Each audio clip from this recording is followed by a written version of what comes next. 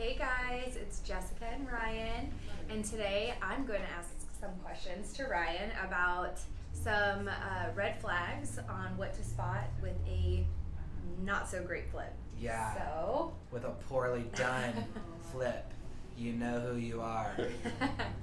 so the first question is, when you're at the house, Yeah. what should a buyer be looking for? Yeah. So in regards to a poorly done flip. Yes. Okay. So the first thing that is super easy to spot is whether the remodel, the work, the flip is actually ready to be on the market.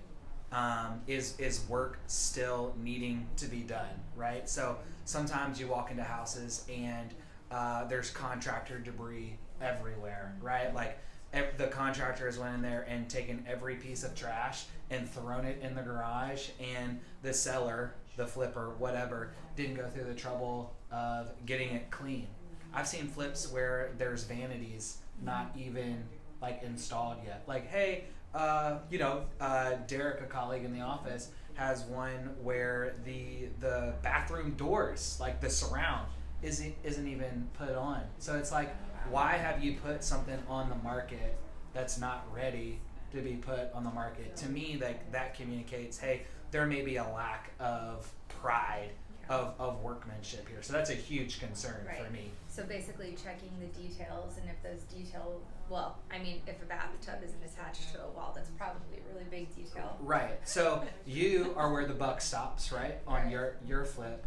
At some point, the person in charge has to turn on the water faucet in the kitchen to make sure it works. Right. Right? Or make sure that there's not some leak in the crawl space when they've connected all the new plumbing and there isn't a problem. At some point, like, there has to be a final check of sorts to say, okay, we're ready. And if that final check has been done and it's not ready, or has been done and it shouldn't be on the market, like, that's an area of concern for me. For sure. Yeah.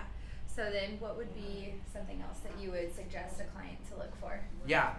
So something that another red flag of mine is when there's like false advertisements of sorts. So the classic is a nook on the main floor that's not really a bedroom, right? But the investor thinks they can get more money if they call it a fourth bedroom. So it's false advertisement. Or when they market something and said, like, it's all new plumbing, all new electrical, and it's actually just the electrical panel that's just been done. Like, is that the only piece of electrical equipment in the house, and you're saying that it's all been done? That's another huge concern to me, because they want that extra margin, but they actually haven't done the work or don't deserve that extra margin.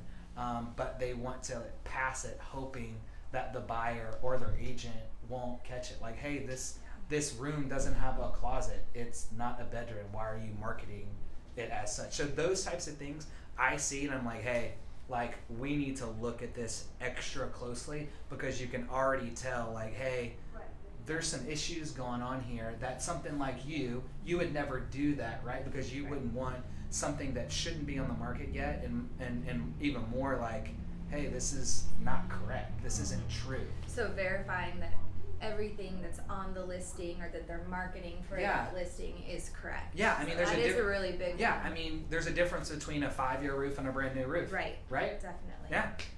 Okay, so give us your third thing that you look for. Okay. All these things kind of go together, and if you've got the first two and then the third is true as well, like, that's when I'm like, hey, buyer, like, we need to be really careful about how we proceed. So classic example is, all right, there's a new roof on the property, right? And you can just kind of visually from the ground look and say, hey, like, this doesn't look great. Or maybe like a few layers to the roof. Right. And so I say, hey, listing agent, can you send me the invoice or the receipt of the roof being replaced? And they can't produce one. And they can't produce one either A, because somebody who wasn't licensed to do that work did the work, right? Or two, they're not licensed at all, right? Like, So that's it. When you say, hey, was this work done, not permitted, but was it done by a licensed contractor? And the answer to that is no. Yeah. Like that's a problem. That is a problem. Right? I've got some friends that are general contractors, and I will tell you they know nothing about actually what it takes to install a new furnace. Right? And so if you can't show me that an HVAC actually put this furnace in the house, I'm like, oh, well, it's no wonder why it doesn't work correctly. Yeah, there are definitely certain things, certain parts of the house that should be done by a professional who specializes in that one thing. Yeah. So, good example would be furnace or electrical work or roofing. So that makes a lot of sense. And if that seller or that flipper can't provide that information to a potential buyer, that's definitely a area of concern. Yeah. So if any one of those issues pops up when you're touring a house, or all three of them, like it's time to like put those goggles on and just start going through that thing with a fine-tooth comb. Yeah. Because you like a flip should be it should be an asset to the neighborhood. I mean, somebody should be so excited that in most cases you're taking a worn or well-used or at the most like dilapidated property and making it beautiful again, right. Restoring it. But sometimes that doesn't always happen, and we don't want our buyers to be walking into that and say it's lipstick on a pig, right? Or having issues a year down the road or whatever.